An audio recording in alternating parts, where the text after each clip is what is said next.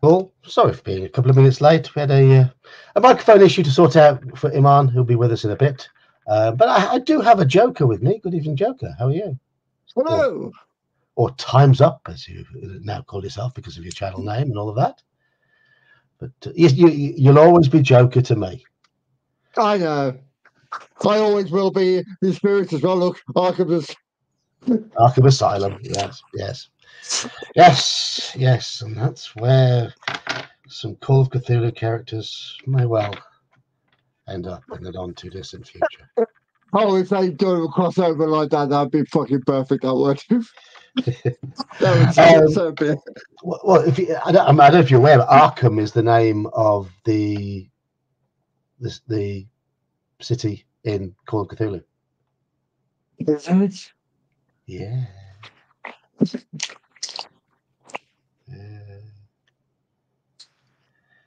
Now, Disney had to get it from somewhere, I suppose. The question is, who got it first? DC or Lovecraft was writing in the 30s.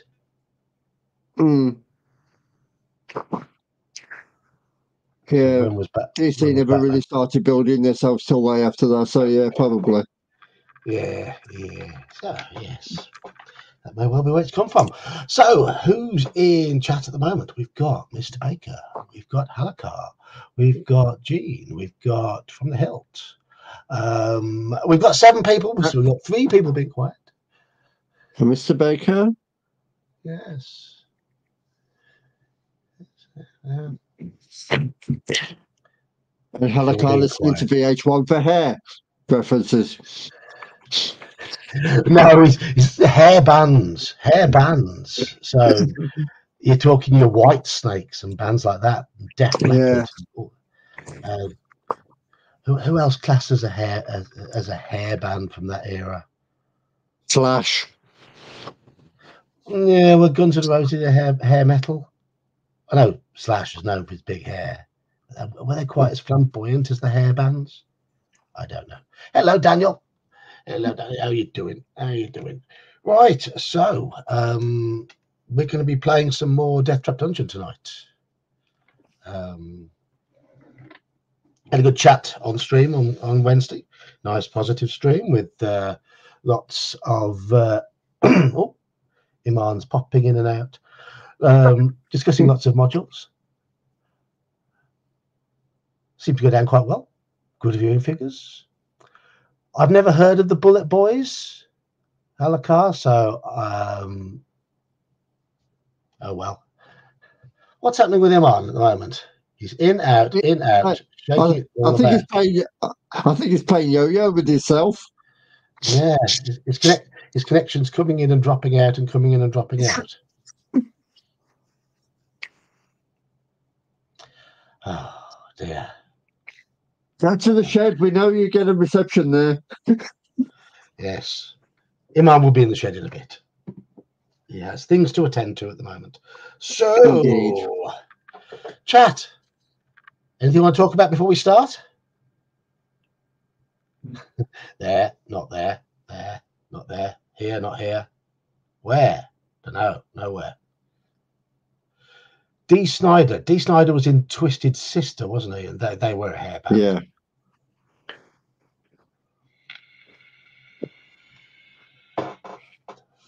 The link's in the usual place, Daniel. Up and down like a whore's drawers. Speaking of whore's drawers, hello. Well, I wasn't going to lower the tone, but you have done already. Yes, the tone is lowered. Let's put the tone in the gutter. With this group, can the tone ever be lowered than what it already is? You just have to be in one of our Saturday games, and yeah. Well, you know, allegedly, because of my excessive swearing, somebody gave up on their monetization attempts, but you know. No, it wasn't just for that. It was just because I didn't want to feel like I was walking on eggshells all the time either. I just want to be able to say what I think. And I know my takes aren't the most controversial in the world, but I want to let people say what they think. And what's the point? What's the point of making a stream? You got to bite your tongue. Yeah. Yeah, what's the point of making a stream really sanitized all the time, biting your tongue all the time for what? About 15 pence of ad revenue. That's all it was. Yeah. The only way you got good money out of those is if you put you know the YouTube auto ad thing that was putting in. Yeah, if you're slapping it with ads, yeah. But what they were doing is they were putting ads in every 4 or 5 minutes, and it was too much. So I initially stripped them down so they were every 20 to 30 minutes. And that's why they were making me 12, 15 pence at best. But I you want them to be watchable. And if you're putting ads in about every 5 minutes, it's like you're losing the flow of what you're talking about, especially for a watcher. But the thing is, YouTube's auto ad insertion was putting them every 5 minutes, and then it would put it in overnight while I was asleep, and I wouldn't get a chance to actually remove all the excess ads until I got home the next day. So there were people trying to watch the stream during the next day or catch up with it, having to put up with the ads. Me. Were you one of them? Yeah. When they used to throw the ads in, and my first opportunity to get rid of them would be 18, 20 hours after the stream had finished. So what you're saying is you needed to queue every one of your guests up so that when it got to every 5 minutes or whatever, someone should like leave on a Segway. Yeah. Well, that would have been that might have worked, but no. So I was going to say that's when you've really got to time everything to when the break is going to come in. That's impossible. That's even more headache. So screw the ads on streams. I don't care. Okay. Hello, Oman. Hello, I'm back. The yo-yo's back. Since 1994, bitches. Daniel was asking how to join in. The link is in the usual place in the Discord. So we're going to full house. Who was asking? Full house. Daniel, you know where the link is. Hello, Keith. Oh, he's probably struggling to find it again. Hello. It's in the stream invites. It's in the stream invites. There you go. Agent Jabid. Hey. We have a full panel for tonight. Nice. How are you doing, Daniel? You going to fall asleep on us tonight? Nah, I hope not. You never know. I've been up since 4:30, so we'll probably see. Yes. Probably. Close the rest of the working lads. Well, rest of them, not me. Well, if nothing else, you can always holler out, and my wife will come in and like turn off the screen for you. Got a long way to travel to the UK. Yeah. I do have one really cool thing to say. I think I told you guys it was either Father's Day or my birthday. My kids got me like a 1.5-inch square 6-sided die where the 1 and the 6 are colored red. Everything else is black, and it's made of marble. Well, my son forgot about a book he got me, and it's the Game Master's Book of Random Encounters, 500 plus settings, tables, and storybooks, hooks in a book. That's he gave it to me today. That sort of thing is very useful. That's cool. That's awesome. It's almost like something that you could use to run a campaign or a bunch of joined up sessions in our OSC game, which, as a reminder, we've still got the areas of spring and summer for any DM who wants to join up, preferably American time because we've got too many British DMs. Actually, honestly, I would do that. I just need to sit down with you guys because it's been so long since other than with, I need some advice on how to run it over online and stuff.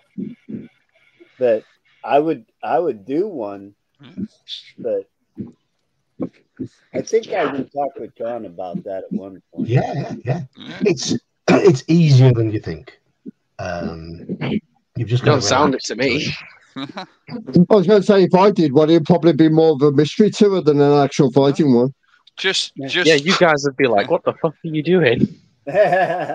Just run, and then I will sigh in the background and try and coordinate everything between what everyone else is doing. That's my job. Okay, It'll be a murder mystery with a lot of question marks. You're the IRL Sacius. I don't know how to take that. No, it's the key is just to relax and don't take yourself seriously. Don't take the game all that seriously. That's the point of those Saturday sessions, is that it's mates having mates rolling dice together. Basically, that's how I feel. Yeah. So never fear what it's going to turn out like. If you try a session or two, if you're not happy, then stop after a session or two.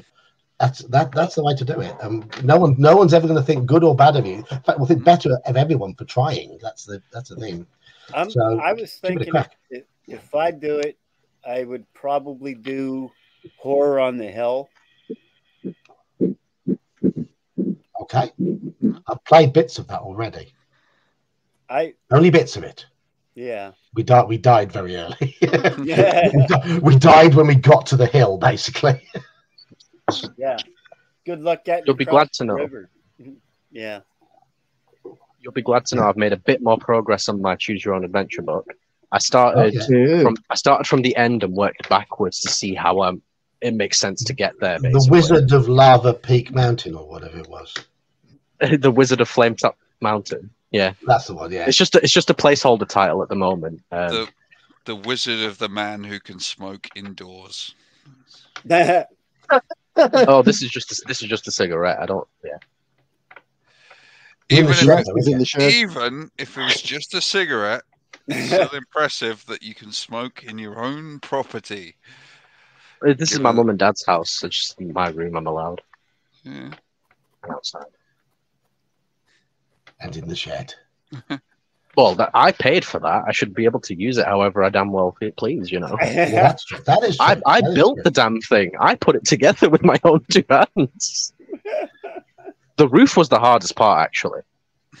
Because I'm not tall enough. It's over 6 feet tall, so I'm like... Are you little, are you, Emmanuel? 5'8". 5'8". That was a good guess. I think you might have told me before. Yeah. You're about... I've met Gingerbeard. Gingerbeard's over 6 foot. He looks like it. I don't know what that means, but he does look like it. I have a fun game at work where we've been, working through Teams meetings. Now we've actually got to go in and physically meet people, of guessing people's heights. There's been some surprises. I'm not going to lie. Sorry, Jose on the test team. I thought you were taller. No, I know how tall Joker is.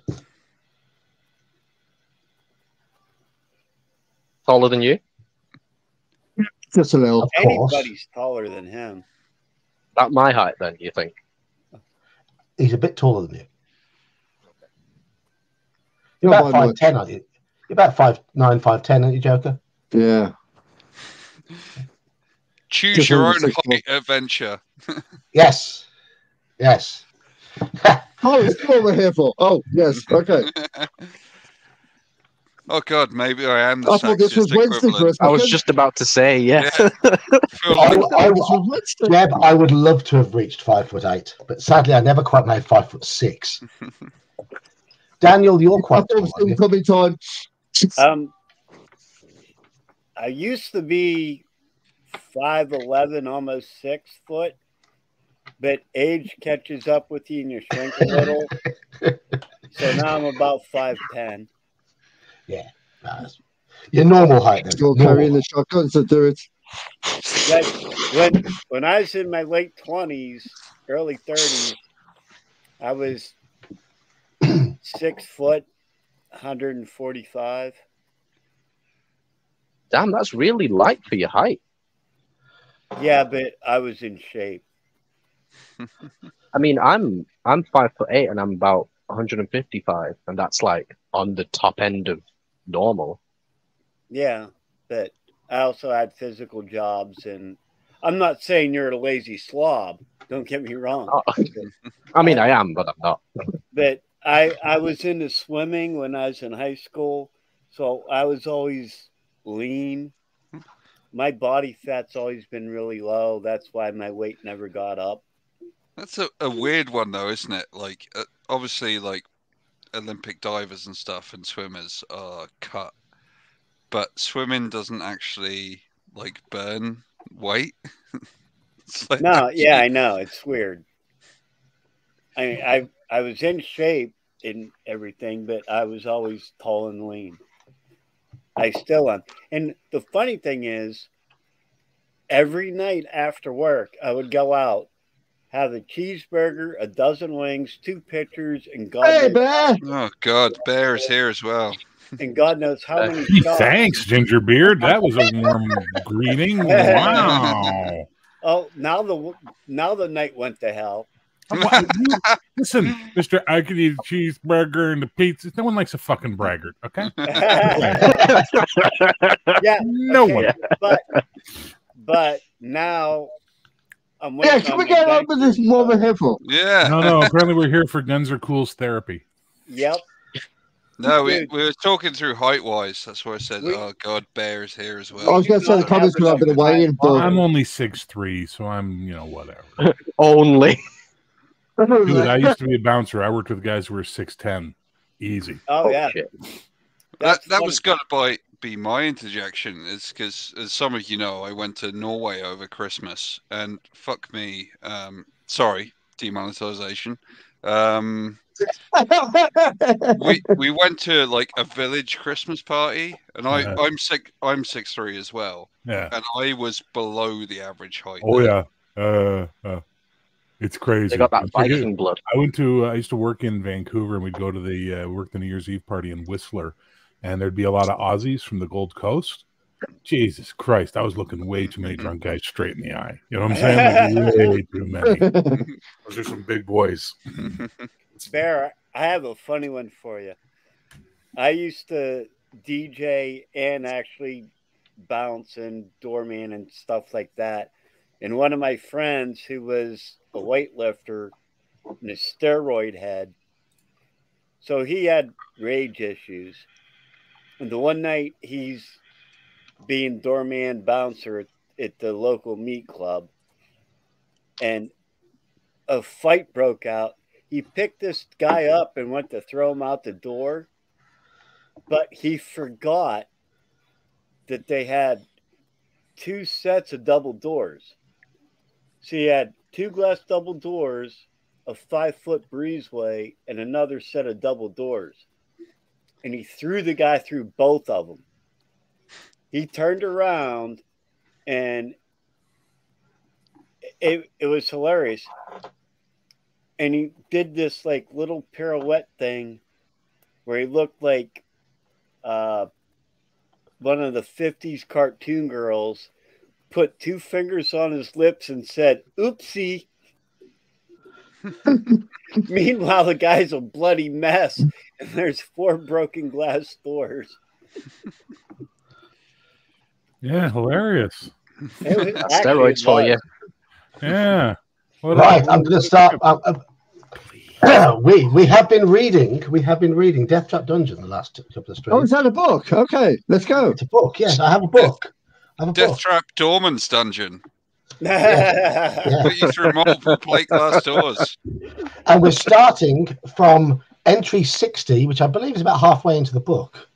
We are currently accompanied by one of the barbarians, Throm the Barbarian, and we have found a sapphire, which might well be useful. So let us get started before the rest of chat disappear. They came here for the book. Yes, good idea. We came here for whatever it was. The tunnel ends at a large oak door. Throm wastes no time in testing the handle and is somewhat surprised to find the door unlocked. He pushes it open and walks into a torchlit chamber. Sitting alone on an ornate chair is a dwarf. who bids you enter the chamber. As you do so, the oak door swings shut behind you. Adventurers, you have done well to get this far, says the dwarf, in a deep voice, which I didn't do because I hadn't read that first. However, as you both know, there can only be one winner in the Trial of Champions. As trial master, it is my duty to Baron Succumbit to let only the most able continue. Therefore, I must devise a test of wits and strength to eliminate one of you. Please do not attempt to dispose of me. It would be utterly pointless, for as you can see, there is no obvious way out of this chamber, and only I know where the hidden exit lies. Now, if you would care to decide between you who will go first, I shall make the necessary preparations. You look at Thom, suddenly angry that your effective partnership might come to an end. He leans over and whispers in your ear that you should try to kill the dwarf and worry about the exit later. Do we join Thom in attacking the dwarf, or do we try to persuade Thom to go through with the dwarf's test? Test. Persuade. Test. So, chat. And test or fight? Test. Test. Test. Test. Yep. Test. I'm going to say fight, but that's me. Fight. That's fine. Your vote counts. There's another attack. Go for the underappreciated 2000s WWE wrestler who died early. Test. Yes. Can you pass the test? Right, so we have 2 votes for fight, but everybody else has voted. He's scared. Yeah. Hello, Mike. How you doing? So we Looks like we're testing. Yes, we got persuade Thom to go through with the test. Entry 365. You tell Thom that there is no point in killing the dwarf, as you will never find your way out of the chamber alone.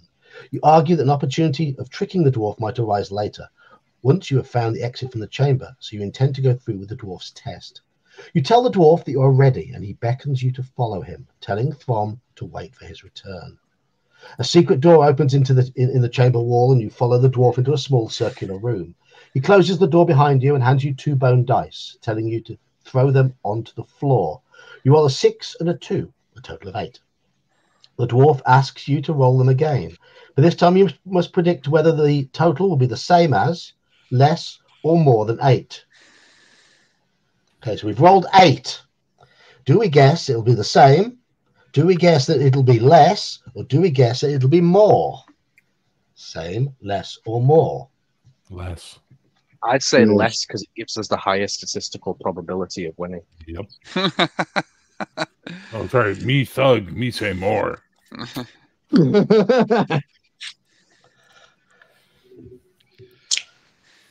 Anyone else want to differ from less? Less? No, we're all less. Yes. We're all less than other. Less is more in the final analysis, right? So, we're all less. So they say. Not everyone lives in the West Midlands. That's British jokes. Oh, I don't know if we're rolling. Oh, no. Guess the total is less than 8, turn to 191. So let's. Oh, you actually had to roll for it this time. No, I didn't say. I think so. No. Oh, it's okay. Okay, yeah, now we do. Yes. Now we do. Roll 2 dice. If the total is less than 8, turn to 152. If it's 8 or higher, turn to 121. Oh. Snake eyes. That was a 4. And the other one slid into the corner is 5. Oh, come on. Use better. Oh. Sorry. They're loaded. As are those nonsense Cthulhu dice. They're the worst. They're 1 ring dice. Whatever. Your fucking story games, Yog. Don't use those dice. You and your fancy fucking dice. Keep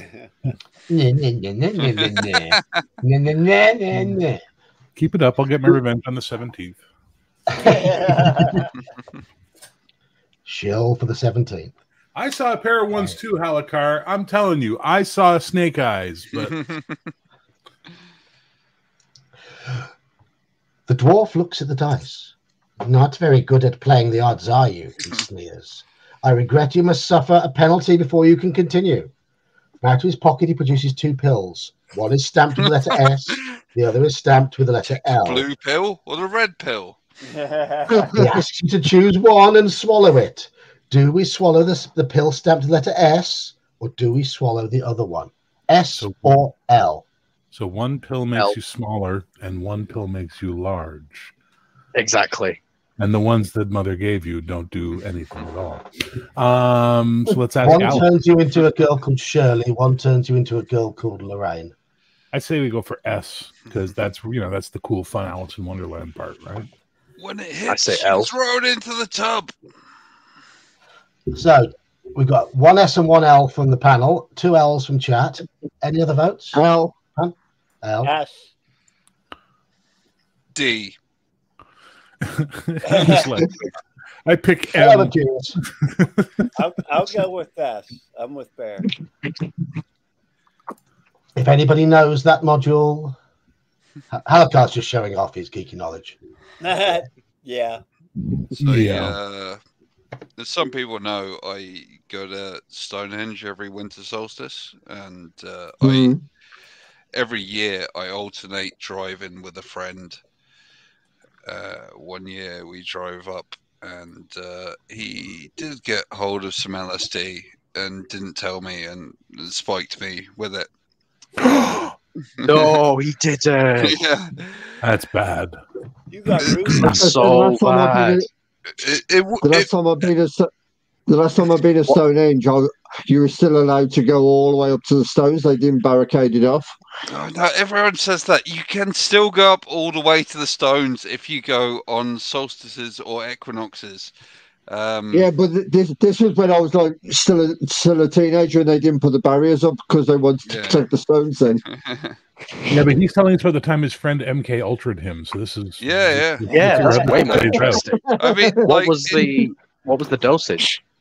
I don't know, and this is the thing. Like, it's fine. Like, I don't mind that he did that to me, except that I had to fucking drive us home in the morning. Oh my God. Driving when the road's going like this. It's a bit like. I mean, with eyes like this. Have you been on the A303? The road goes like that anyway. The extra roads are like that anyway. Yeah. Yeah, that's true. Actually, yeah, some of the roads in England are just mad. So it actually straightened the road out for you. Mm. Yeah, maybe it did. Especially from Trowbridge to Salisbury. Man, LSD is pretty rough, even when you know you're taking it. I can't imagine what it's like when you're not expecting it. What happened when the traffic lights turned green, then purple, then blue, then sparkly, and then music happened? Yes. And then as you're driving, you hit that part of the acid trip where you go, okay, I think I'm going to sleep now. You hit that Pink Floyd bit of the trip. That's when you know you're in Salisbury, which is basically the place for hippies who can't afford to live in Glastonbury. Anyway, we're going with L. Wow. Yay! It's the lesser of two evils, I believe. Because it's got L, of course, being the wizard that you killed on the second level of my dungeon. He turned me into a chicken. He deserved it. He did. He turned you into a chicken. Yes, that's correct. Turned me into a newt. And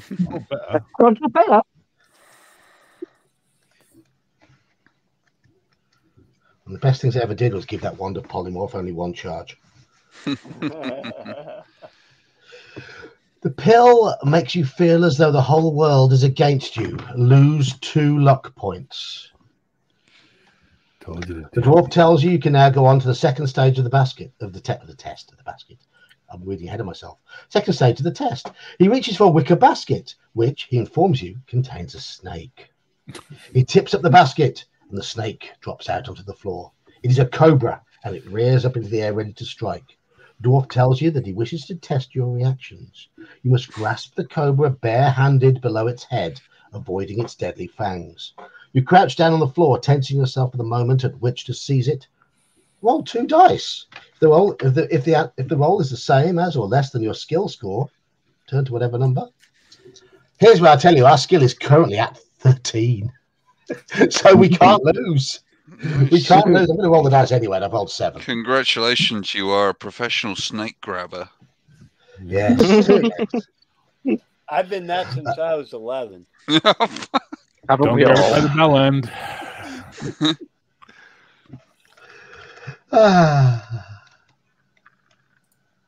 Isn't it good that I don't choose to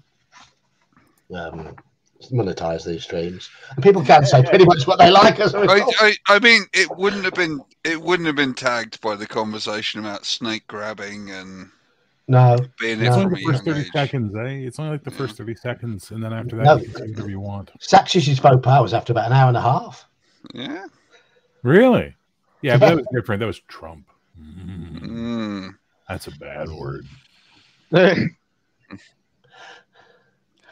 Had a friend who got pulled over for driving on acid. Cop asked if he knew how fast he was going. Said he couldn't have been much over 55. Officer said he clocked him at 7 miles per hour on the highway.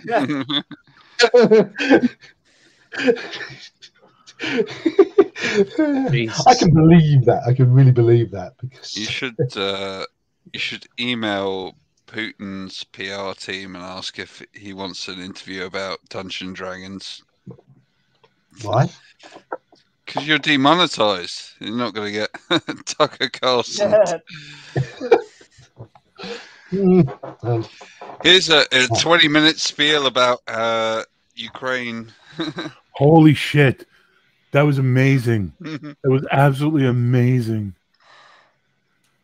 Sorry. Didn't watch Apologize. it. What's happening in the book? I didn't watch Sorry. it. Here's a 20-minute ring. Here's a 20-minute spiel about Lord of the Rings role-playing game. Yes. With lightning speed, you thrust your hand out and grip the cobra just below its open mouth. You lift it up and arm outstretched, dangle it in front of the dwarf.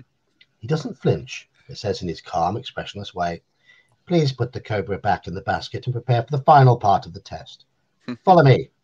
Really? You do what he says and follow him back into the chamber where Throm is pacing up and down, obviously ill at ease. You wave to him while the dwarf opens a second secret door and tells you to walk through and wait for him. Again, you comply and you find yourself in another circular room, although this one resembles a small arena. The floor is covered with sand, and a small balcony runs around the arena wall. Opposite the secret door by which you entered is an ominous-looking wooden door.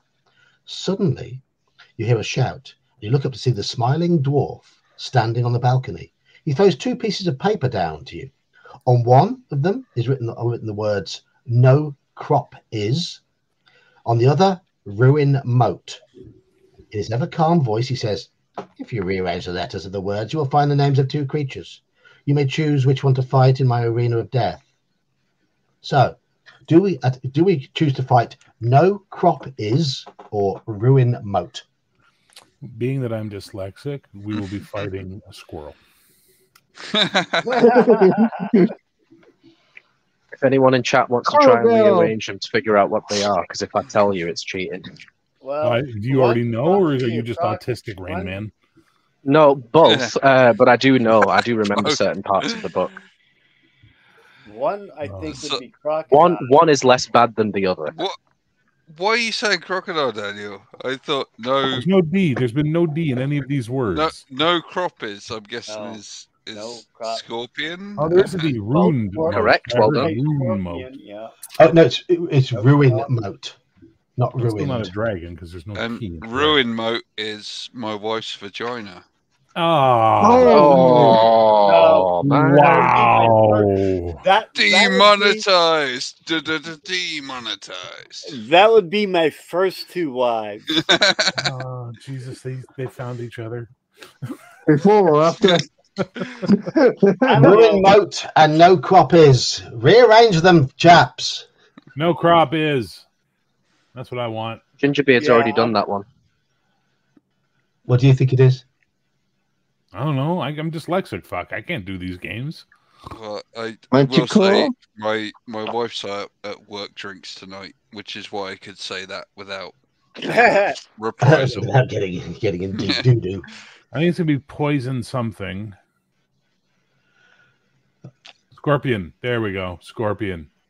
Yeah, Yes, do we fight the scorpion or do we go for ruin moat instead? Manticore is the other one. We have to figure out what the ruin moat is. Ruin or ruined? Yeah. Ruin. Okay, I heard it right the first time. I'm not dyslexic in my ears. Ruin. As in old and haggard. No, Manticore doesn't. What did you say? Yeah. No, it does. Ruin moat can't be Manticore because there's no U in Manticore. There's no C. Or C, exactly. So Mercurius, you're fired. Oh my. Minotaur. Oh yeah. Well done. Scorpion. Well done. Please crop is. No crop is, please, because I don't want to fight a fucking Minotaur. No. You want to fight the Minotaur. Trust me. All right. Apparently we want to fight the Minotaur. What, we ride instead of a horse.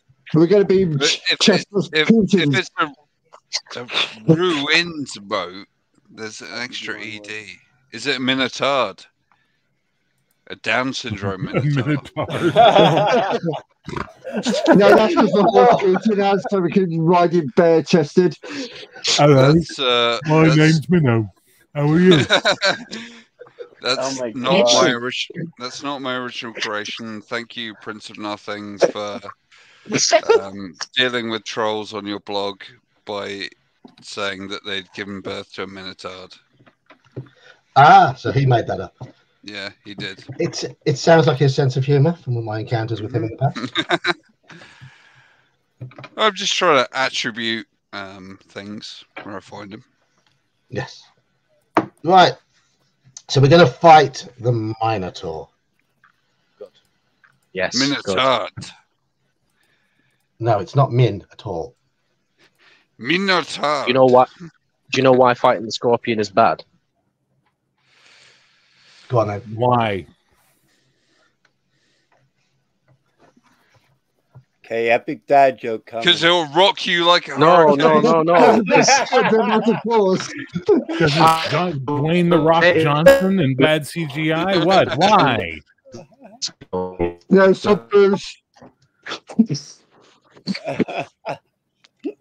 Stop rolling the joint and answer the question.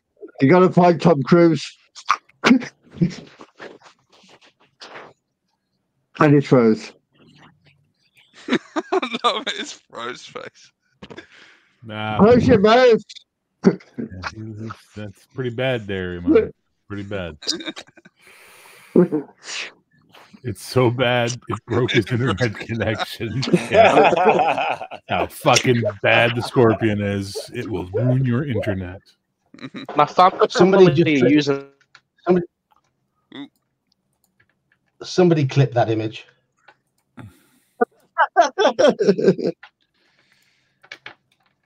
Anyway, fighting a Minotaur.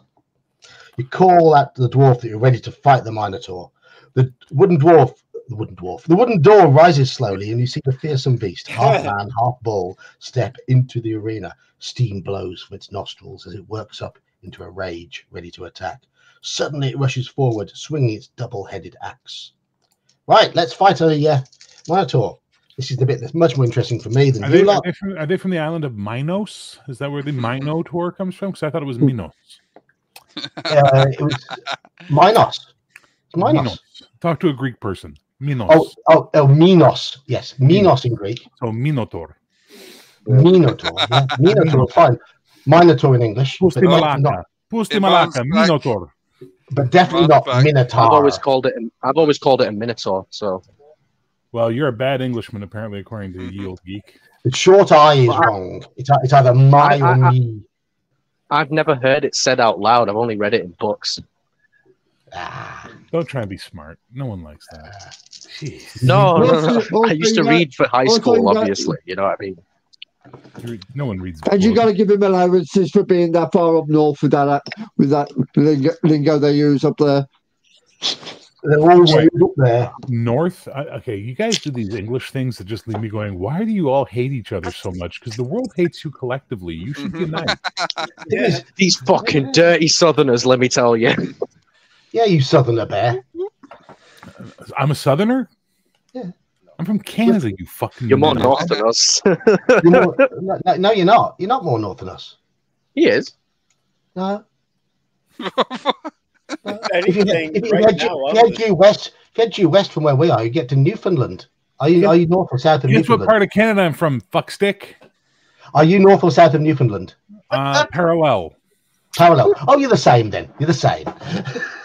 If anything, I'm the southern. And welcome to the Wednesday stream part 2.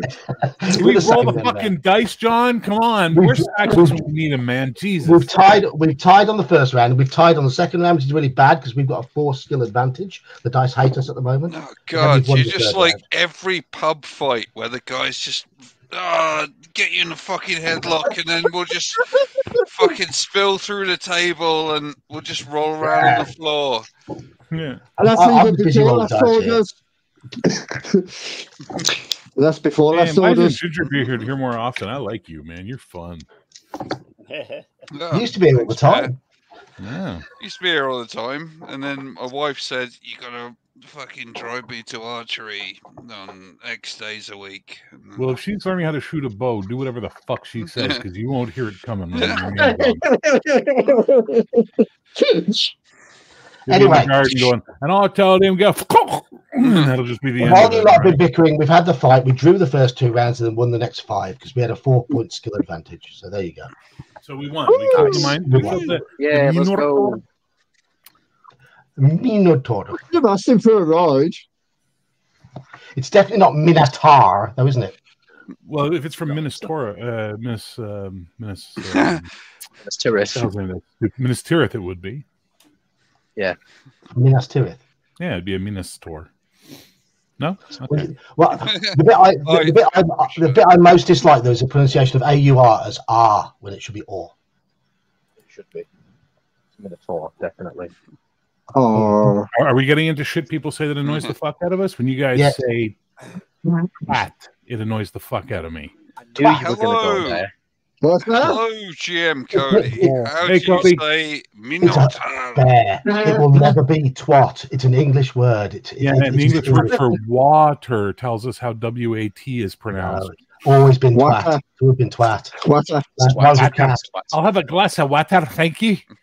We made the word. We made the word. It's a word for minge. Good, you guys can't agree on all across the island how words are pronounced in that language. No, we can't. No, but we do agree that twat is a great word. It's literally applicable to every country. Like every country has regional accents. It's very fair. It's a thing. Well, you say most of the UK say it one way, then you go up to Scotland and they have their own way of saying it. Oh, I prefer the Scottish pronunciation. Water. Is that it? That one, eh? Can we get back to the dungeon? No, because something else is going to try and kill us. Yeah. The dwarf calls down from the balcony, congratulating you on your victory. He throws a sack down into the arena and tells you to relax and regain your strength for the final part of the test. Then he walks off, saying he will return in about 10 minutes. You open the sack and find a jug of wine and a cooked chicken. Do we eat and drink the dwarf's offerings, or do we just sit down and wait for his return? Eat and drink or wait? Eat and drink. Probably safer to eat and not drink. Eat and drink. This is not Ireland. Hello, Cody. Eat and drink. Everyone's saying eat and drink. Chat, are you saying eat and drink? Yes. Drink. So as I was saying earlier, by the way, the Scorpion has a chance to insta-kill you every attack round, so it's not a fun fight. It's not a fun fight. Oh, right, okay. But you kind of froze with your mouth open, so we didn't get to hear it. Yeah. Yeah, do you know what? The family using the microwave and it cuts out the Wi-Fi is really annoying. Wow.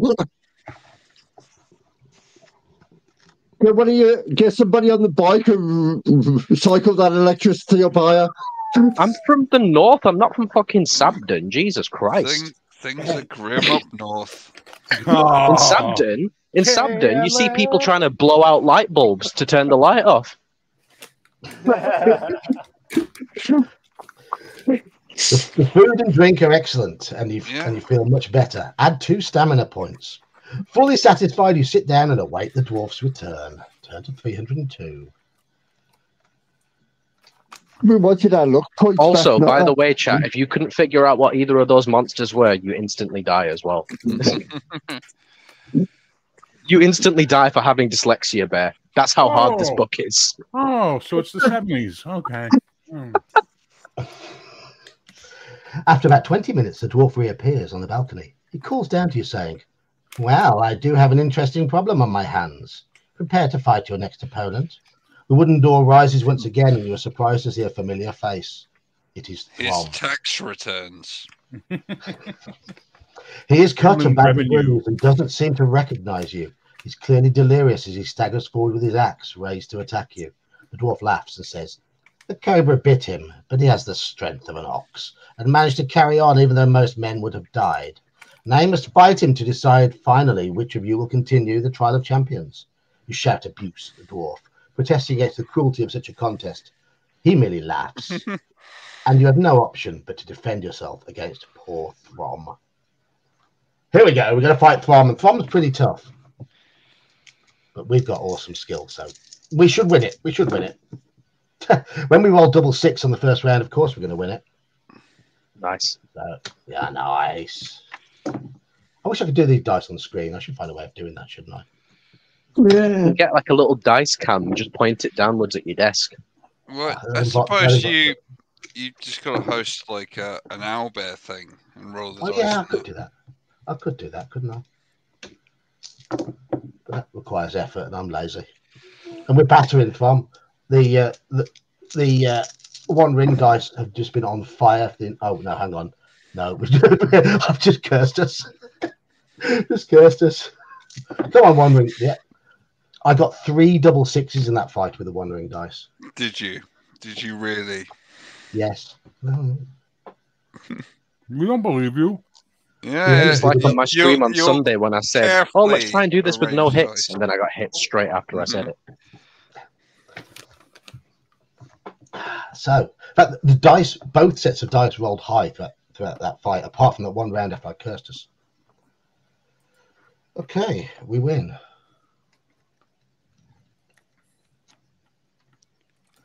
It does feel as though we're on easy mode with 13 skill, though. That's the thing. You cannot do well without a high skill. I was going to say, there's so many skill penalties that we'll probably end up with 9 by the end of it anyway. Yeah.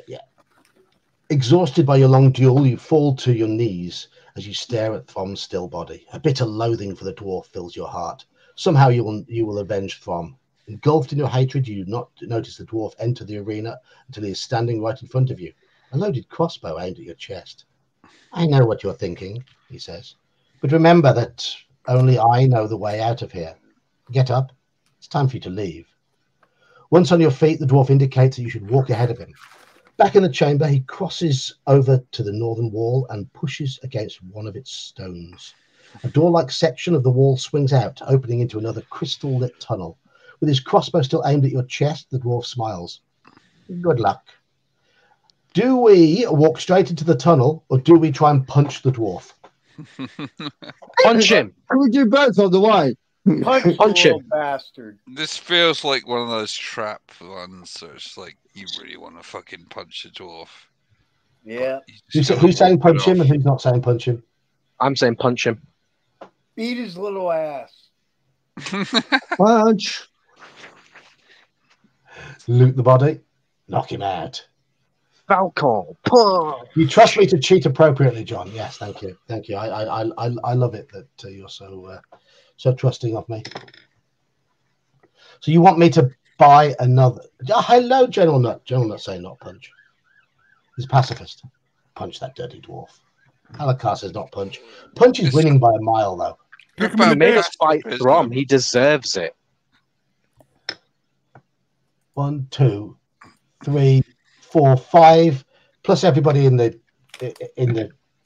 panel say punch, and we've got 3. Punch him. Definitely. Okay, so we're punching. 145.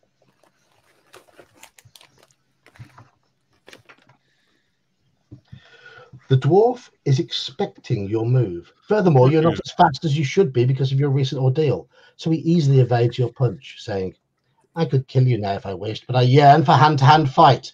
He throws down his crossbow and draws an axe from his belt. Despite your fatigue, you think only of vengeance. During each attack round, we have adjust ours by -2 because of our condition. So our skill is 11 effectively in this fight. As dwarf is 8. Thus, we still have a big advantage. 8, 9 with a 3-point advantage. We're okay. Dwarf's only got 6 stamina though. He's weak. He is weak. 8, 8. Again with a 3-point advantage. We're fine. 7, 9. Got a 3-point advantage. It's enough. It's still enough. Okay. Did we beat him? Let's go. Easy. He was easy. Fuck that dwarf. One of the lowest skill things in the book, isn't it? And just cornhole. The dwarf's chainmail coat is of finest quality iron, obviously made by a master armorer. You strip it from his body and place it over your head. Add 1 skill point. There's nothing else of use to you in this chamber, so you decide to investigate the new tunnel. Hey, a crafting gamer. Chat's slowly starting to fill up. After all our waffle at the start, but they all disappeared. The tunnel soon divides into 2. Yes. The tunnel soon divides into 2. You hear a buzzing sound coming from the western branch. If you wish to walk west to investigate who or what is making the noise, say so. Otherwise, we continue north. We didn't take his crossbow. No. So do we investigate the buzzing or ignore it and go north? What are the chances the buzzing is just like a loose fluorescent light? Asking for a friend. I'm saying look at the buzzing. I'm saying north. North. I fucking love giant bees. No, I think we already had that room. There must be something else. It's a fucking office job. Run. So Gingerbeard and Iman haven't had your votes yet. Oh, I said to investigate. Investigate. Okay. I said I love giant bees, which implies buzzing. We're at 7-4. 7-4 for buzzing at the moment.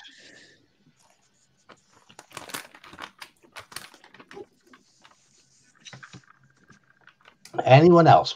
Actually, no. There's 12 people, so 7. That's already a majority. So investigate the buzzing. 108.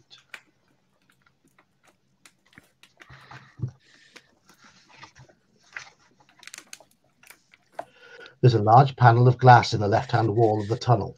Through it, you can see a bright torch-lit room teeming with giant insects of every possible description. Bees, wasps, beetles, ticks. Even the mites are over 6 centimeters long. The noise is threatening. In the middle of the room, a jeweled crown lies atop a small table. What looks like a large diamond is set in the middle of the crown. We have the option here to continue west, return to the junction to head north, or try to snatch the crown. You break the glass and snatch the crown. It's all got a bit crystal maze. Well, I'm not for going for the... I'm sure that the crown and the diamond or whatever is important, but it sounds like a death sentence. I agree. I think you've got to disengage from like the D&D player where everything is like you can maybe live another day to the fighting fantasy player where some of this shit might mean that you actually win the game or not. Well, let's go. It might kill you too. Oh, it might kill you too, but you got your thumb in the page. Well, if nothing else, at least in this, if we die, we just start over. We don't have to roll up new characters. So yeah. All right, snatch and grab's my vote. Fuck it. Yeah. I say continue west. Continue. West. Snatch and grab. I'm with Bear. Let's go for it. Gingerbeard, what did you say? I didn't say anything. I was just trying to prod people. But yes, I would go for snatch and grab. Okay, well, we've got 8 votes for going for the crown. So there we go. I've only just noticed Joker's mask. How long have you been wearing that for? Only a couple of minutes. Only a couple of weeks. No, it's horrible. Put it back on. Said your wife. Oh, Nice one, If I had one. Oh, good one. I'll show myself. I've got to have one first. 394.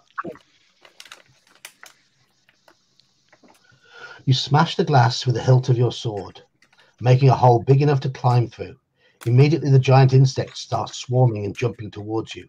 Wasting no time, you clamber into the room, grabbing one of the lit torches to defend yourself. The fire keeps most of the insects at bay, but by the time you have snatched the crown and climbed back into the corridor, some will certainly have stung you. Roll 1d6 and add 2 to the total. I told you the dice are rolling high. 6, 8. This is the number of stings you have suffered, and you reduce your stamina by 1 point for each sting.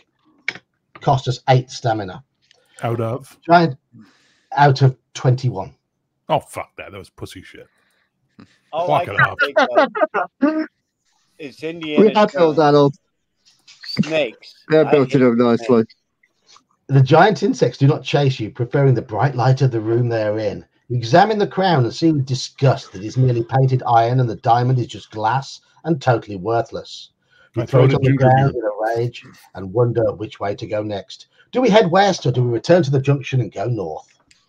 West or north? West. West, young man. I no longer care. I don't care which way we go. I just want to die. I want the sweet release of death now.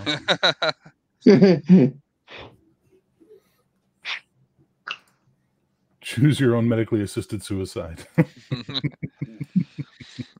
welcome to Canada. Yeah, pretty much.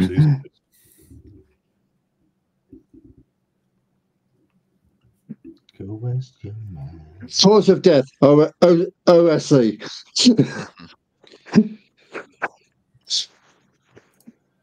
Mercurius, you were right. Yes.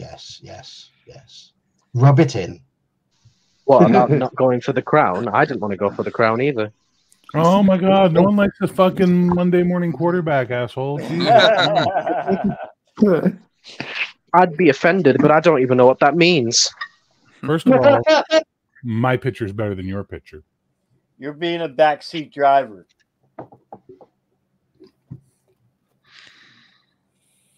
I say that in the kindest way possible, but that kind of translates backseat driver.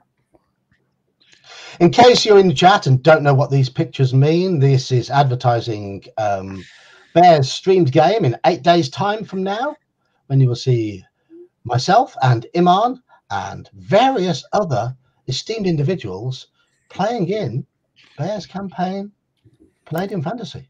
Mine on my character in Cody's game that we played last night. Is that right? Yeah, that's John Prester, aka the Bastard Sword. Oh. He's a right proper bastard. All right, what happens next? Come on, we went west, right? Yeah. We went west. 59.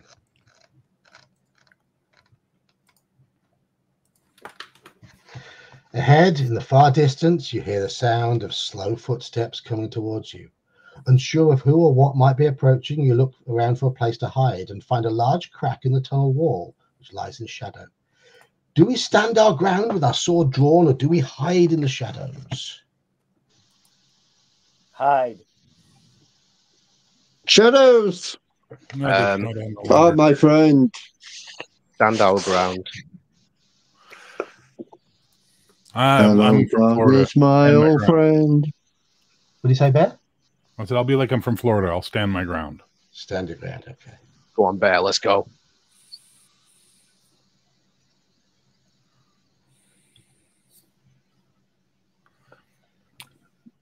I'm just putting the ticks down at the moment as the votes come in from chat. We're at 4 for hide, 3 for stand ground. Hang on. No. I've lost track. Iman, you said stand ground. Bear, you said stand ground. Yep. Joker said hide. Daniel said hide. Let's see. We've got one. Oh, chat's leaning towards standing ground. Yes, bravery. Yeah. Foolhardery. 1, 2, 3, Well done. 4, 5 in chat are saying stand ground at the moment. So it looks like we are standing our ground. 3, 4, 1.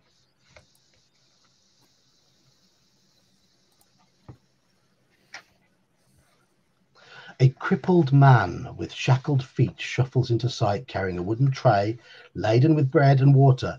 He looks tired and miserable and quite unmoved by the sight of you and tries to walk past. Will you talk to him, take the bread and water off his tray, or offer him some of our provisions, which we do have 10 of, which I keep forgetting to use? Offer him provisions. Always be nice to old men. Everyone. Always be nice to old men. You would think that this group would know, be nice to old dudes. They'll help you out. So, yeah, give them provisions. I say, yeah, why not? Give him provisions. Mercurius. Coco says murder him. Mercurius says trip him. Tiantori says hello. Tiantori says hello. Chatter on one tonight, eh? Yes. Yeah, I say don't. Yeah, just give him provisions or some shit. Okay. You do this every Friday? Yes. Yeah. Oh, man, you should join a bowling league or something. Why? It's a joke, sir. They don't need wise. I can't bowl. Well, learn. Don't want to. I used to be all right at it. Now I've lost all of it. I am absolutely hopeless. The only time I ever did well was after I had about 5 pints of Guinness before the start of the game. And I bowled 183. Well, no, wow. You thought you did well. No, I bowled 183. I normally bowl about 100. Slan, do you want to join the chat? I got to go do something, so I'll be leaving a spot if you want to take it, man. Gotta have at least one Canadian in here at all times to keep them honest. Yeah. I want to find out what happens. Provisions. We all agree to provisions, right? Yes. We're still waiting for the sequel, by the way, John. What? What sequel? Grumpy old man gets grumpy at grumpy old man with grumpy old Slan. Yeah. I know. I'll forget about him. He hides. Blah, blah, blah. He eyes you suspiciously as you offer him a portion of your provisions, but hunger overcomes his fear and he crams the food into his mouth. You ask him what he's doing in the tunnels, and he explains that he's a servant of one of the trial masters, Baron Succumvit's appointed controllers of sections of his dungeon. He tells you he'd like to escape, but no one is allowed to leave the dungeon in case the secret of its construction is revealed. You tell him that you are a contestant in the Trial of Champions and that you would appreciate any help. Rubbing his chin, he turns to you and says, "One good turn deserves another. All I can tell is that in the northern tunnel is a wooden chair carved in the shape of a demon bird. There's a secret panel in the arm of the chair which contains a potion in a glass vial. It's a doppelganger potion.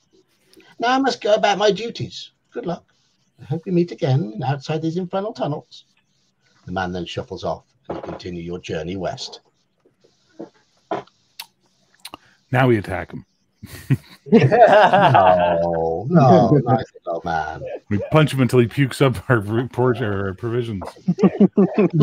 We arrive at another junction in the tunnel where we can go west or north.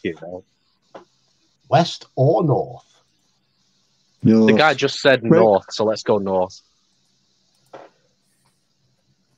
What do you say, Joker? North. North. West or north? North.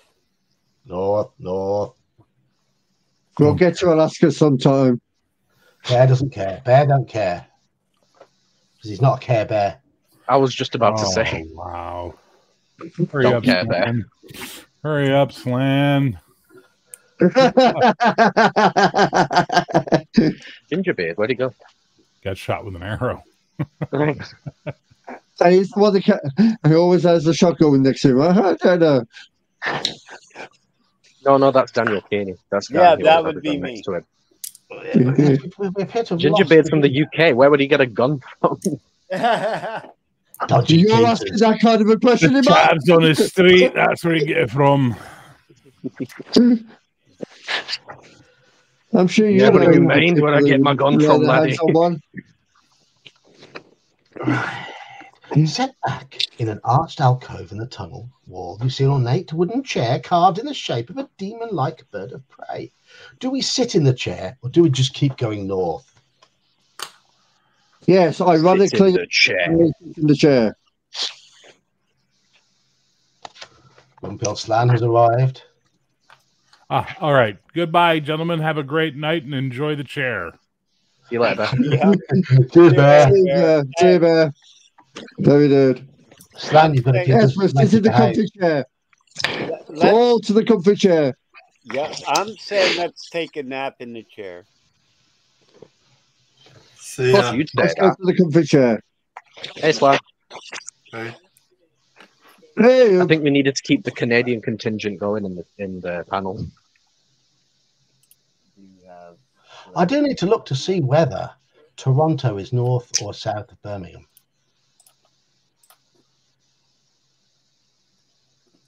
Yeah, something like that. Is somebody gonna look that up? You mean like is it latitudinally? Yeah. Or is it longitude? Whichever one of those two. Latitude. Somebody Google whether Birmingham in the UK is north or south So Montreal is exactly in line with Frankfurt in Germany. And so, we're further north than you then. We're further north than you then. Yeah. Oh yeah, you are. But you've got the Gulf Stream coming up and warming things up. We have it coming down and cooling things off. Yeah, you're still a southerner. And if you're from where Iman's from, that's an insult.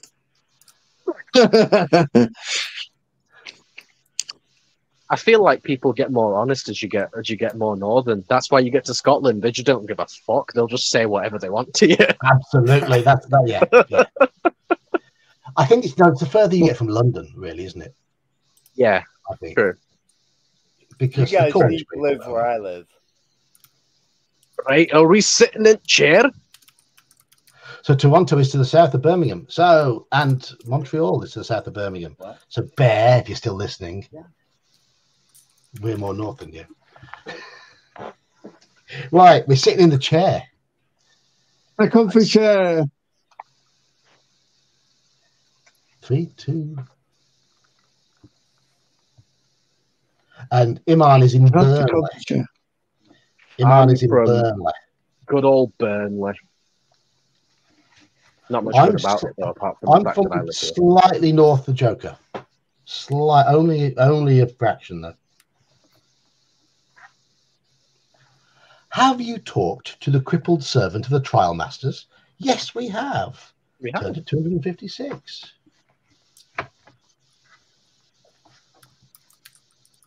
Bears in Montreal. Yeah, he's about, I'd say 4 hours away from me. Yeah, something like that. Burnley's 2 hours north of me, so about right. Maybe like 100, 120 miles, yeah, something like that. Yeah, 100, yeah, you're about right, yeah. You're about half hour north of Manchester, aren't you? It takes me an hour and a half to get to Manchester. I think, no, I'm about an hour, maybe 50 minutes, like, west of Manchester. Manchester's that way, to the east.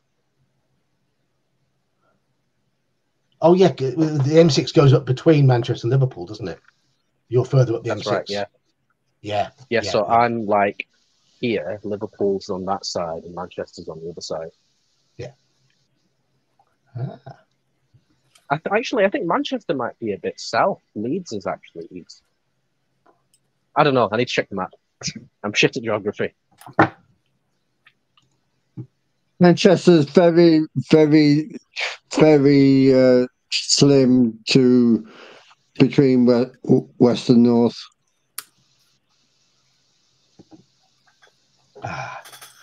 Right, so Manchester counts as northwest, I believe, but it's more north than I am. I'm more west. And Liverpool is just straight west. Anyway, the comfy chair. Yes, the chair. Remembering the old man's advice, you search the arm of the chair for a secret panel. You find an almost invisible crack in the arm, which you start to press and squeeze. Suddenly, a tiny panel springs out of the arm, and you see a glass phial lying in the cavity. You pick it up and read the label: Doppelganger potion. One dose only. Doppelganger potion. Telling us the truth, then. This liquid will make you assume the shape of any nearby living being. You place the strange potion in your backpack and continue north. Good find. I can't remember what for, but I'm sure we need that at some point. I'm guessing we do. The tunnel starts to slope downwards and finally comes to an end at a deep pool enclosed by the tunnel wall. If you can remember the Spirit Girl's poem. No, we never met the Spirit Girl. No. If we've not seen the Spirit Girl, 2 to turn to 224. Uh-oh. Okay. We did not see the Spirit Girl. There does not appear to be any way of travelling further north. You turn around and walk back down the tunnel, passing the wooden chair. You soon arrive at the junction and turn right to head west. Oh, we missed a Spirit Girl somewhere. The tunnel turns sharply to the right and continues north as far as you can see. There's a door in the left-hand wall, which is ajar. I thought it was a door. Hey. You hear someone cry for help from the other side of the door. Do we open it or do we continue north? Open it. Yeah. Gotta be the good guy. Open the door. I'm trying to think let's open it. Yeah, let's check it out.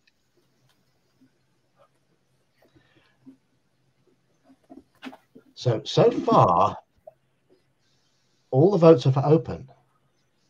Open. Slan? Oh, open. Open. We're adventurers, aren't we? It's a jar. We want to see what's in it. Hey! No whiskey, I'll tell you that much. I'm going to need a new character sheet because if you look at all those tally marks, that's how I tally all the votes. Okay. Oh. I've run out of space. My sheet is absolutely crammed. Right. Certainly no whiskey in this jar.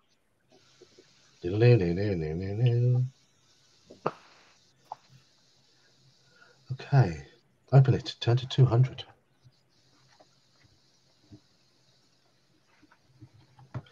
The door opens into a small room with a straw-covered floor. In the center of the room, there is a large draped cage standing some 2 meters high. There's a cord fixed to the top of the drape, which runs up through an iron ring in the ceiling and hangs down to the floor. Do we pull the drape up, or do we leave the room and head north along the tunnel? Drape. Rape the drape. Drape the drape.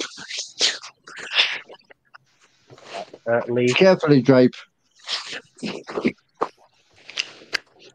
Thing is, Tori, it's a choose your own adventure book. So it just it's read a bit, choose what you want to do. So it's not like normal role playing. It's just make a decision, offer a 50-50 decision. If you go the right way, you have a chance of winning. Yeah, it's less what do you call it? Player agency and more just your railroaded.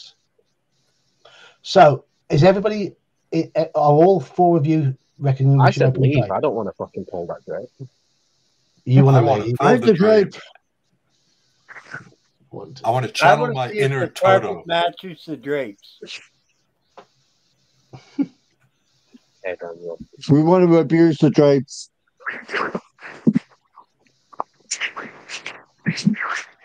Yes.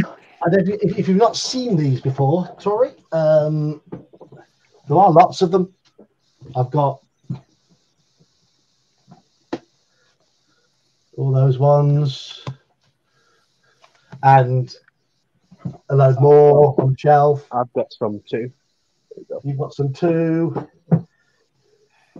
Iman's not saying it, but he's working on one too. Yes. I was going to say, I'm currently making my own Choose Your Own Adventure book as well, yeah. There's loads of Choose Your Own Adventures in the 80s and 90s. I'm trying to insert, like, gaming references from things that have been inspirations to me as I've grown up.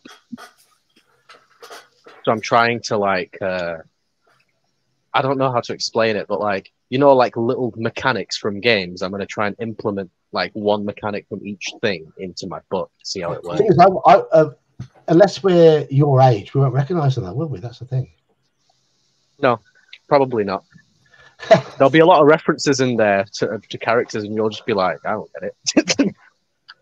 I mean, as long as the story flows anyway, it doesn't matter. Yeah. True. I mean, if you put mushrooms and turtle shells in, I'll get it.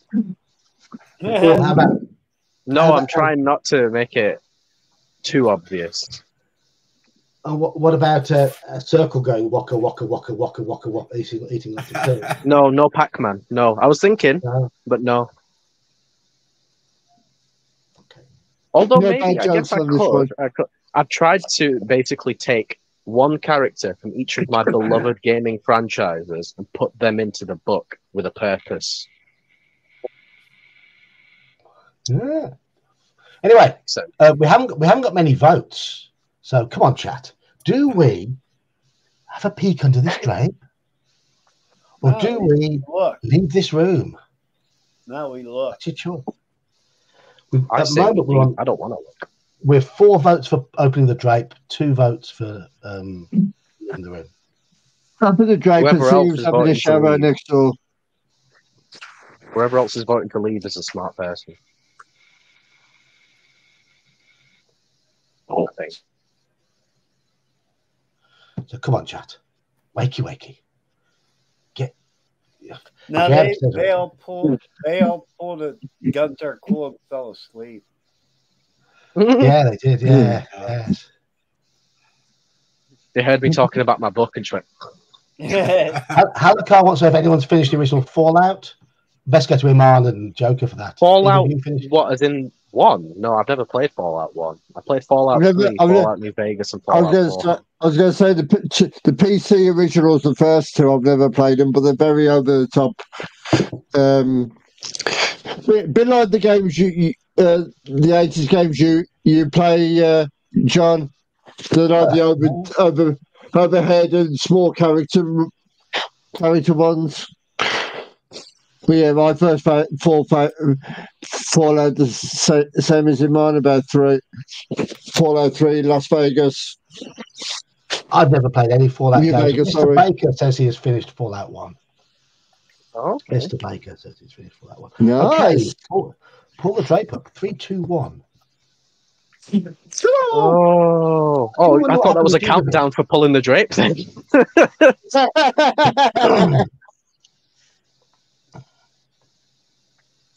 You pull the cord and watch the drape as it rises up the sides of an iron cage. The woman's voice urges you to be quick. telling you that the room is booby-trapped, so that the floor will fall away in 1 minute because of your extra weight. Do you still wish to help her, or do we leave the room and head north? It's a trap. But help her. My guy goes, it's a trap. Leave the old bag to die. Good. Yeah, I say leave. Right. Okay. So we're at 3-3 at the moment. Oh, we're now at 5-3. In favour of pulling. In favour of, yeah, trying to pull anyway, for looks of things. Oh, you filthy bleeders. I was going to say, it sounds like my life trying to pull. Hello, Justin. You and me both. Wait, is there wedding cake behind there? Find out. Bottom. That would make a difference for me. No, it's just a very soggy bottom. His love of wedding cake is why Daniel has been married 3 times. Obviously, the alimony has not gone in his favour. That's why he cleans the toilets for a living. Correct. Right. So, if anyone hasn't voted yet, there's a woman. We think there's a woman in a cage. 5 people are saying help her. 4 people are saying leave. It's a trap. So we. She might like it in the cage. She might. No, she clearly doesn't. She wants to get out of it, out of the cage. So help or leave. Help her. You lot have already voted. I'm waiting for chat. Oh, okay. Come on, chat. Help her. Trying to get your double votes in, cheaters.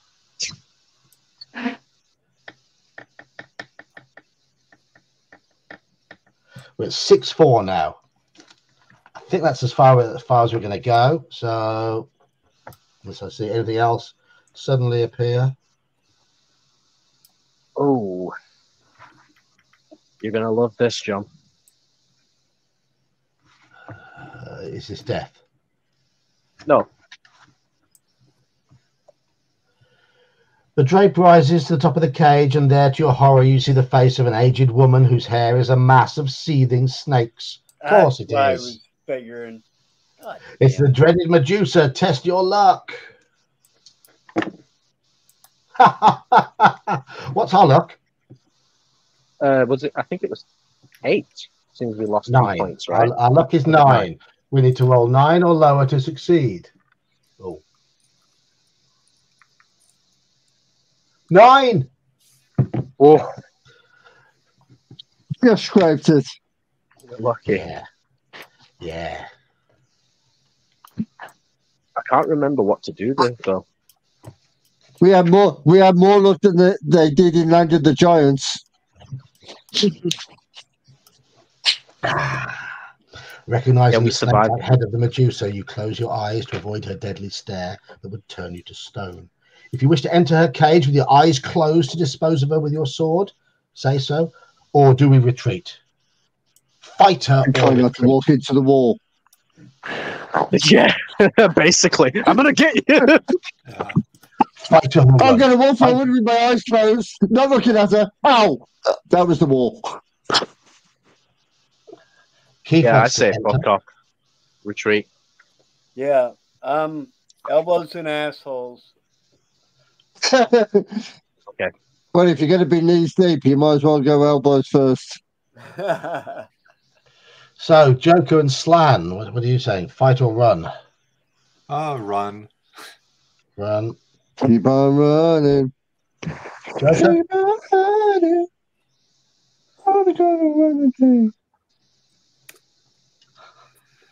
I'm a retreat like a Frenchman. How's that? No, we saw him down. I don't think you can hurt him with a baguette. It is one of the greatest insults ever, cheese-eating surrender monkeys. I just had to spit out my drink over that one. That was funny. Cheese-eating surrender monkeys? Yes. Oh, my God. You've never heard the French called cheese-eating surrender monkeys? No? I can't remember who first coined that, but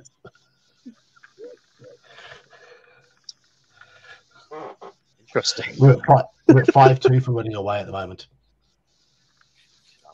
Run away! Justin wants to turn left, which I've taken to mean run away because that's moving. Why? You can always trust Justin to turn left, eh? Run away from the rabbit. Oh my god. She You really think never Justin's heard that kind of guy who like turns down a one-way street just because it's left? Yes, he is. Yes, he says yes.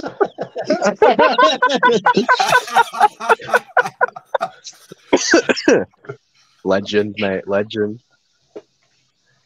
Okay, we are running away. Good. I'm glad I'm called Joker in here because I'll get confused if both of us were called Wayne. Who else is Wayne? I don't know. Me and somebody else. I think there's another Wayne in the chat, isn't there? So, There is another Wayne. Well, if you put your mask back on, I'll call you Joaquin instead. There is another Wayne, but Wayne, I haven't seen Wayne with us tonight. I haven't seen Wayne with us. 316. Oh, he's actually going to do it.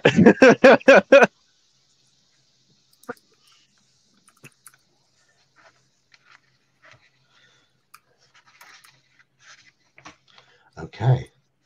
The tunnel continues for quite a distance before you reach a junction. Do we head west into a new tunnel, or do we continue north? do these look familiar, Iman? No. But it doesn't really help when it doesn't give a description, right? Because at least if it says, oh, it's a door like this or it's a tunnel like this, I'm like, oh, I kind of remember. This is just like...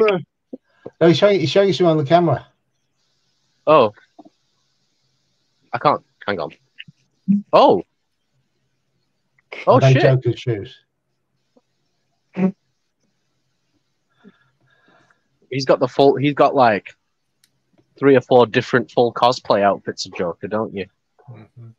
Indeed. I once went to a birthday party dressed as a pimp. Well, couldn't they The get only thing missing was my cane.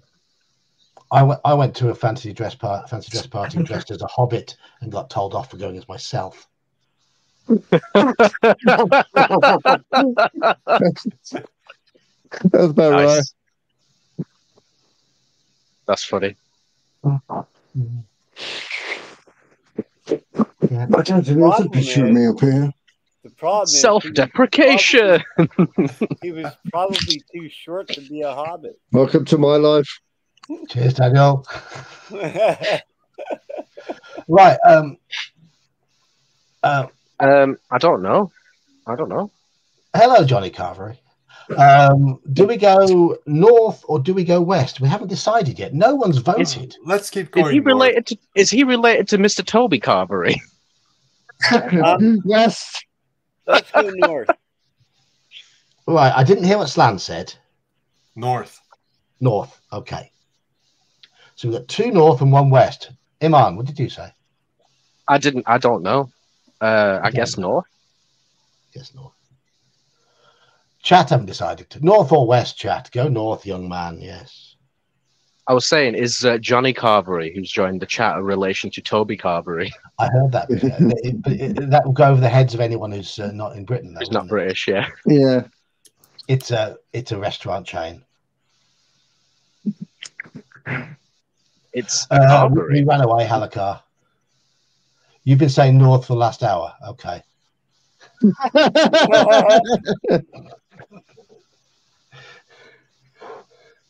Okay, North's one.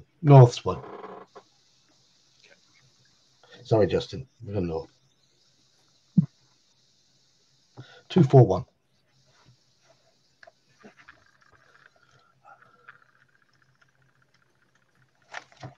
A brown velvet curtain is draped over an archway in the eastern wall of the tunnel. Do we pull back the curtain and walk through this archway, or do we continue north? Why don't I remember this? I've probably gone the wrong way. North or archway? North or archway? Archway. Yeah, let's go with the archway.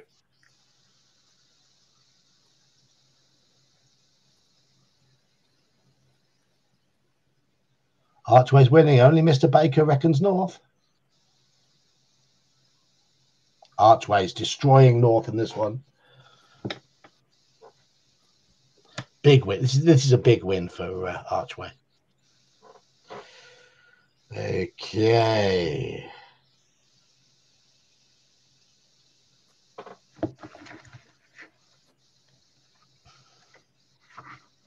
You enter a cold room divided by a deep chasm. A rope is stretched taut across the chasm to the far side where a magnificent winged helmet rests on top of a pole. Do we walk across the tightrope to reach the helmet, or do we return to the tunnel to continue north? Hell with it. Let's fall off the rope and walk over it. What? Tightrope or tunnel? Tightrope. I'm either tripping balls and I haven't taken anything, or I swear this is one of the entries from the start of the book, and we've somehow gone like back around. No. This is weird. That's tripping me out, man. Let's try and go for the helmet and go No, for the I rope. think that's bad. Well, probably we need the helmet to complete the adventure, so that's why I'm saying go for the helmet. I say leave and go north. Well, you're the only one who's saying leave. Everybody else is saying go for the helmet. So, and all right, sure, funeral. All in for the helmet. Now watch, he's going to be right, and we're going to die. I don't remember. This is really weird. I remember the passage, but I could swear it was like earlier in the book, not this late on. You step nervously onto the rope, not daring to look down. Halfway across, you start to panic and lose your footing. Roll 2 dice, and this is a skill check, which we can't fail. Imagine that. Skill's awesome. Same as the lesson of skill turn to 238.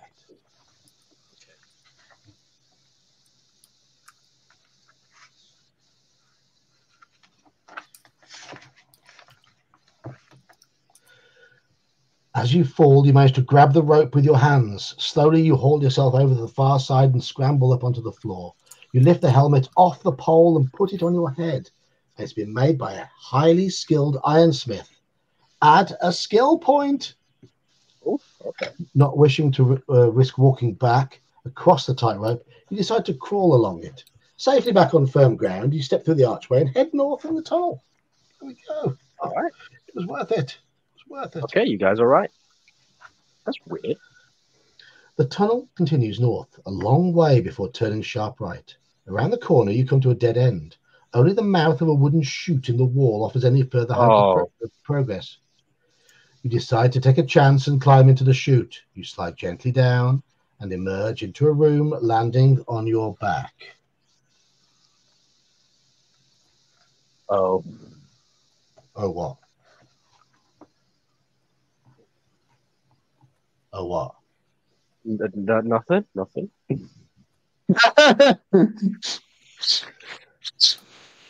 Definitely nothing to do with the front cover of the book at all. Oh, yeah, of course. As soon as you stand up, you are confronted by the most repulsive sight you have ever laid eyes on. There in front of you, wallowing in a circular pool of fetid slime, is Iman. I knew it.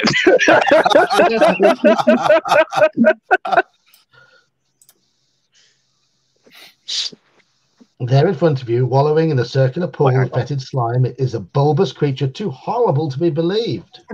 Its body is green and covered all over with fearsome-looking spikes. Its face is a mass of crimson blisters, one of which suddenly bursts to reveal yet another of its many sinister, all-seeing eyes. A narrow path runs around the edge of the pool and leads into another tunnel in the far wall. Have we previously read details about the loathsome blood beast in a leather-bound book? Yes, we have. Yes. I'll just show you the picture of the blood beast again. Mm-hmm. Oh, yeah, you can see the family resemblance, can't you? Yeah. He's had a shave. Yeah, that's what I look like when I've actually shaved. Step away again, and we're on our back, and something is entering the chute. Ooh, ow. Oh, for fuck's sake, come on, man. It's Halakar. It's Halakar. Yes, Mage, it is a right. We had six at one point. Both Gingerbeard and Bear have been here as well. So total of 7 people. Who was that? Who doesn't like? Yeah, good slides. Good. You're right, Justin. Even at our age, I know you're not as old. You're between my age and Iman's, aren't you, Justin? I think. Yeah, I believe he's late 30s. I think so. I'd say so. Okay, 172. 38. Yes. Closer to Iman's age than mine. Yeah. I almost remember that. I don't. What a good slide. No, I think maybe he's talking about the age. Yeah, I've done a lot of good slides in my time. Given half a chance, I'd do it again. Right. The only reason I would ever go to a water park is to go down the big windy slide. Oh my god. Yes. Okay, as I have to say this before I forget it. It was me, my wife, my daughter, and my son went to a water park. It's kind of a big place, and then they have a amusement park connected to it, all owned by the same company. Okay. And I'm on the steps going up to the top of the water slide to go down. And in front of me is this like 19-year-old girl that is hotter than hell in a bikini. And if I turn around, there's another one right behind me that's at waist level. It's like dirty old man fairyland. I couldn't have asked to have been in a better position. And my daughter, who was about 8 at the time, maybe 9, pokes me in the ribs. She goes, "Dad." Well, then we get up to the top and we're waiting to go down. She goes, "Dad, quit looking at that girl's butt. Mom's down below." Loud enough, everybody on the platform, like 30 people, heard her say that. It's like with the kids. You go to the supermarket and then the kid, your little kid, go, "Mom, Mom, Mom, why is that woman so fat?" I was gonna say. Kids know how to embarrass you, don't they? Oh yeah. I was going to say, unfortunately, in the UK, health and safety couldn't pay to any good slides in parks. Oh, I've got a good one for you. So when my niece was younger, I think she was about 3 or 4, she just learned how to talk. My sister took her to a fish and chip shop, and the girl behind the counter had a face full of makeup. She goes, "Sarah, do you want to order?" Yeah, puts her on the counter. She starts crying. "Mummy, I don't like clowns."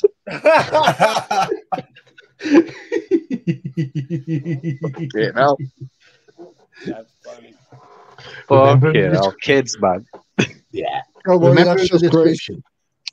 Remembering the description of the vile blood beast and the warning about toxic gas rising from its pool, you cover your mouth with your sleeve and step forward with your sword drawn, wary of the blood beast's tongue. As you step around the side of the pool, it rolls forward and flicks out its tongue, but you're ready for it and cleave it with one swipe of your sword. The beast howls in pain and stretches forward frantically, trying to clasp you between its blood-filled jaws. You start hacking at the hideous face in an attempt to pierce its real eyes. The first time I took my wife to be down to the cricket club, one of the kids of one of the other players turned around to, I think it might have been our captain, and said, "I didn't know John had a daughter." My wife was happy about that. Shit! I was quite perturbed. As you would be. Yes, I was quite perturbed. Right, we've got to fight it. It's got very high skill, but I think we've only got to hit it twice. Which isn't the one we're going to watch out for the tail. No. Okay, we've rolled double 1 on the first round. Oh, great. Ooh. That's not good. Beaten us on the first round. What happened to the double 6s? Don't know. 7-5, we've won the second round, and 8-7, we've won the third round. Okay. 10 to whatever. Your blade strikes one of the blood beast's real eyes with devastating effect. It slumps back into the pool, thrashing about in a frenzy. You seize your opportunity and run around the side of the pool to the tunnel exit. Okay. Yeah, it's a good idea, Halakar. We're going to eat some of our rations. I'm going to suggest we eat one lot of provisions to put ourselves back up to 15 stamina. Yeah, that's better be okay. I say, if we're going to eat, you might as well eat 2 lots. Oh, go on then. We're going to have 7 left after that, so Yeah, we're not going to need 7 for the rest of the adventure. We've got loads left.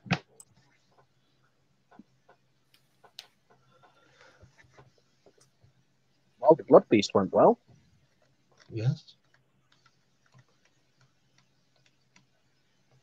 134. The tunnel leads into a large room, its ceiling supported by several marble pillars. As you enter the room, you suddenly see a strange beast to your right. It has the body of a lion with dragon-like wings attached to it, but its head is like that of an old bearded man.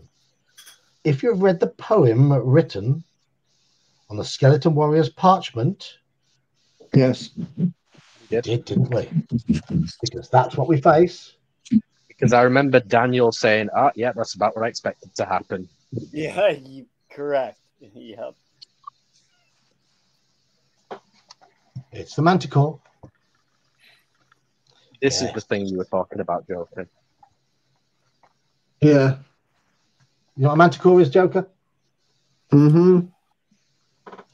I might not know much about D&D, but I know fantasy creatures. Yeah, yeah. Yeah, like a no-crop is and a ruin moat. You recognize the beast. It is a manticore. Taking heed of the poem's warning, you watch out for its tail, which sprouts a profusion of sharp spikes, thick and hard as iron bolts at its tip. Do we have a shield? Yes. Yes, we do. We didn't lose our shield at the start. Yeah, we have, yeah. We didn't throw it.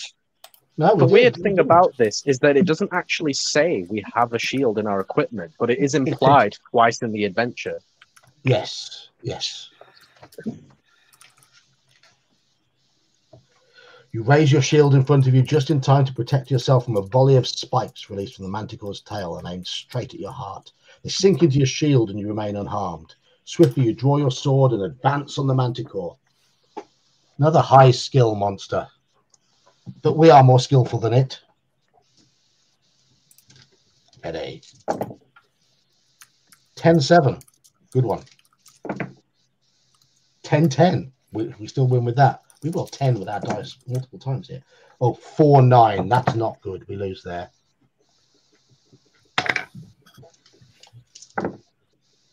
7-4. That's good. So we've hit it 3 times now. Come on. 4-6 is still a win for us. Just.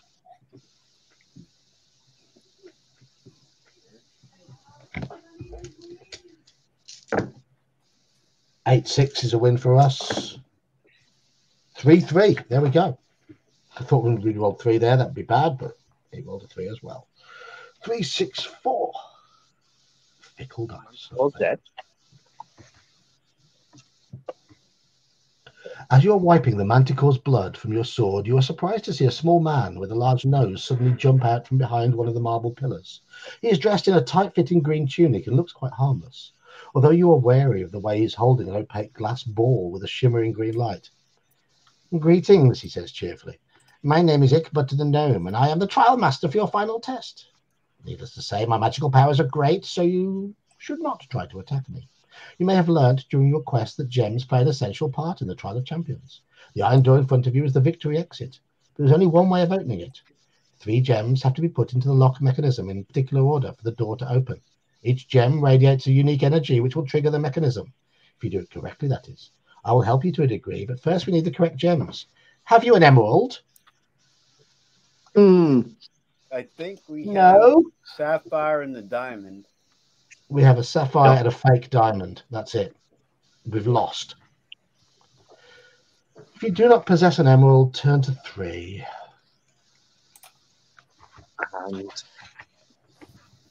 the gnome shakes his head and says, I'm afraid you have failed the Trial of Champions. Baron Succumbit's Deathtrap dungeon will keep its secrets for another year, and as you will not be allowed to leave here, you are appointed my servant for the rest of your days to prepare and modify the dungeon for future contestants. Perhaps in another life you will succeed. There we go. We've lost. Where did we go wrong? We missed. You guys know what 2 crucial mistakes you made? What 2 were they? You didn't climb up the idol, and you didn't walk through the light. Is that the one? Yeah, those are the 2 things you need to do. Yeah, so we needed to climb the idol at the start, which we left alone, and we walked around the light with the faces rather than walking through it. You know, the weird thing about this book is if you choose the wrong path, it literally cuts out like a quarter of the book. Because it tries to railroad you to failing quicker. Does that make sense? Yeah. That's actually quite good. It does that. It is, except when you're trying to actually complete the book by yourself, like I was, and I'm sat there and I'm thinking, can you stop dying, please? Day 1 dead. Day 2 dead. Day 3 dead. Yeah. Day 4 survived. Day 5 morning dead. It is another thing that I noticed is as soon as it mentions a wooden chute, it's like, oh, that's the blood beast. But the blood beast and the manticore are right at the end. They're the 2 end game fights because they've got really high skill. Yes, that's right. And that's once you come against those one after the other, they're 2 high skill fights. You've got to have high skill to win this book. And what's the blood beast? Skill 12. 12. I was going to say 11, right? 11. Yeah. I was going to say, it sounds very, very much of a skill totaling up book more than luck and that. Yeah, we had to check our luck quite a few times, but skill is very skill dependent. We actually didn't even use the potion of fortune, did we? No, we didn't need to. We've got 8 luck at the moment, so didn't need to yet. But hey ho, that's the way it goes. We have lost. Damn it! We have lost. Oh well. We'll try it again in a few weeks' time. We'll do something else next week. This is now us. Yes. We'll try it again in a few weeks' time. There's a chair like that in the Gifford in Wolverhampton. This is the skeleton warrior whose parchment you read, by the way. Yes. Yeah, we did live, but we were trapped forever. Yeah. In the dungeon. And we're now one of the fucking servants of the trial. We did live, but we now have more life. Yay! Yeah. We're still alive. What would you prefer, a life of servitude or instant death? Come on, I think most of us would prefer death. Yeah, but hang on, no, it's a life devising evil traps. So it's just a life being a dungeon master. Well, I guess you guys would be used to that, wouldn't you? Yeah. So, and also it depends on who we're in control to. Yeah, tomorrow on the Discord, we have a game of OSE in the afternoon being run by Gingerbeard. And I can't play tomorrow, unfortunately, because I've been summoned over to our other shop because they've got no staff members for tomorrow. And our other shop is about 3 times as busy as my usual one. So I'm not going to be able to. No skiving for you then. No skiving. No skiving tomorrow. I will be rushed off my feet. If today's anything to go by. And then we'll see you in Merp. And you'll see me in Merp. All them damn people with their vape needs.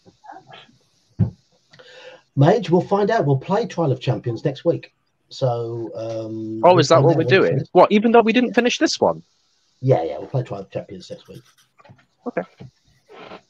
And then we'll see. We'll come back to this one. Well, actually, we've done Armies of Death, which is technically the third one in that set. Yeah. We found. And we've done the first one. I guess we should do the second one, shouldn't we? We should do. Yes. Trial of Champions is even harder than Deathtrap Dungeon, though. I've never finished Trial of Champions. Me neither. No. Cake or death. I've only played it once, though. To be fair. Remember back in the day where you could borrow a book from the library, and you have to give it back after a certain time. Because then I just printed off the adventure sheet from Google, and I didn't have to write in the book then. Because I hate people who they write in the book and then it gets all ripped and scribbled and all that shit. Oh, the days of having pencil marks in books from the library. This book's got pencil marks in. So a man was in a cemetery in front of a headstone screaming to the sky, why did you have to die? A passerby asks, is that your wife? He replied, no, my wife's first husband. That's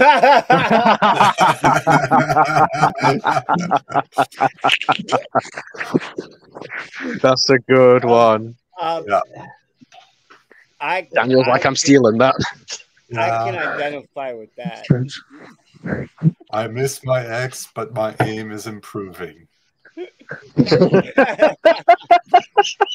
Exactly, Coco. Exactly, Coco. Ian Livingston and his invention of must-haves.